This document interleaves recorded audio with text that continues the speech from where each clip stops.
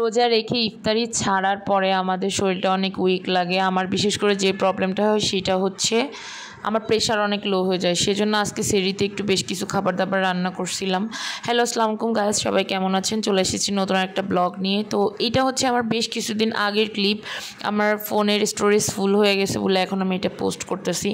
আমেনা হচ্ছে পিঠা খাইতে চাইছিল, তো আম্মা হচ্ছে বাড়ি থেকে দুধ, গুড়, নারকেল, তারপর হচ্ছে চাউলের গুঁড়া, এভরিথিং যা প্রয়োজন আর কি, ডিম, সব কিছু পাঠাইছিল। তো এখানে আমি কখনো সাজের পিঠা বানাই নাই, ফার্স্ট টাইম বানাইছিলাম, মজা হয়েছিল। আর এটা হচ্ছে খাঁটি খেজুরের গুড়।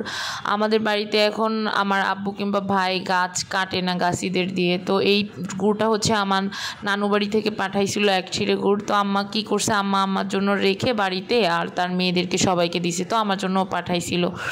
আর আমাদের বাড়িতে একসময় প্রচুর গুড় হতো, গাছ কাটা হতো, গুড় বিক্রি করা হতো, তো ওইটা আর এখন হয় না। তো আমি প্রথমবার সাজের পিঠা বানাইছিলাম দুধ চিতে, ওইটা অনেক মজা হয়েছিল। পরদিন সকালে খাঁটি খেজুরের গুড় দিয়ে একটু পিঠা খাইতেছিলাম ব্যালকনি বসে, ওইটা একটা ক্লিপ নিয়েছিলাম। আর আমার প্রেশারটা যেহেতু লোই থাকে সবসময়, তো ডক্টরে বলছিল যে প্রোটিনযুক্ত খাবার, ডিম, দুধ, গরুর মাংস এগুলো খাওয়ার জন্য। এই জন্য আমি একটু গরুর মাংস রান্না করে নিয়েছিলাম, আর সাথে ডাউল ছিল। আমিনা যদিও নানু বাড়িতে যেত তাহলে অনেক মজা করে বেশ 4-5 প্রকারের পিঠা একসাথে খাইতে পারতো। এই জন্য আম্মা বারবার করে বলছিল ওকে যেন আমি 2-3 প্রকারের পিঠা একবারে বানাই দিই। আমি আসলে পিঠা বানাইতে পারি না, ইউটিউব দেখে দেখে বানাইছি। তো এই যে আমার পিঠার ফাইনাল লুক। আর এইদিকে আমার ডালটা একেবারে রেডি হয়ে গেছে। ফাইনালি আমি হচ্ছে আমার টেবিলে খাবারটা সার্ভ করে নিলাম। আজকে খাবারের মধ্যে ছিল পোলাও, তারপর এখানে ডেজার্ট আইটেমের মধ্যে ছিল দুধ চিতই। আর আমিনা পোলাওর সাথে বেগুন ভাজিটা অনেক বেশি পছন্দ করে। গরুর মাংস ছিল, ডাউল ছিল, সালাদ ছিল। আর আমাদের এই দিকের একটা বিখ্যাত খাবার খাঁটি খেজুরের গুড় দিয়ে টমেটোর টক, এটা খুব মজা করে আমরা খাই। পরদিন সকালবেলা আমিনার ছিল এক্সাম, তো ওর এক্সামের জন্য কিছু জিনিস কেনাকাটা ছিল। সেই জন্য আমরা আমাদের বাসা থেকে 99 খুব বেশি একটা দূরে নয়, তো 99-এ গেলাম। যে ওর জন্য একটা ক্লিপ বোর্ড নিলাম, একটা পেন্সিল বক্স নিলাম, 1 ডজন পেন্সিল নিলাম, কাটার নিলাম, 2 ডজন রং পেন্সিল নিলাম। ও কালার করতে যেহেতু ভালোবাসে এই জন্য 2 ডজন কিনে দিয়েছিলাম।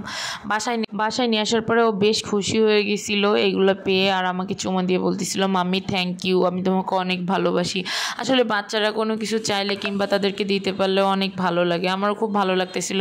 আমি যে টাকাটা মানে নিজের জন্য সেভ করি কিছু কেনাকাটার জন্য, সেটা এখন ওকে স্কুলে দিয়ে ওর পিছনেই মানে টাকাটা আমার চলে যায়। তো এটা ভবিষ্যতেও আমাকে বলে আমি বিসিএস কাটার হয়ে তোমার সব কিছু করে দেবো, কিনে দেবো, এটা আমার অনেক ভালো লাগে। ও আমাকে অনেক অ্যাপ্রিসিয়েট করে।